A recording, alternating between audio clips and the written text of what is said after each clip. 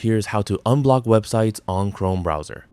If you're trying to open a website but Chrome is preventing access, the problem may be related to your browser's security or network settings.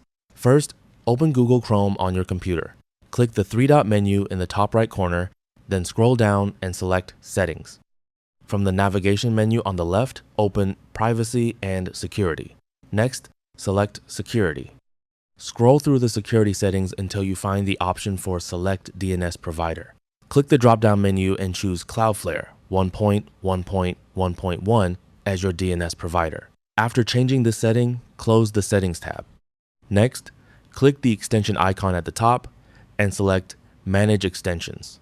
You'll now see all the extensions currently installed in your browser. Temporarily disable your extensions by switching them off one by one. Once you've disabled the extensions, try opening the website again. If an extension or DNS configuration was causing the problem, you should now be able to access the website normally. And that's it. That's all for this video. Thanks.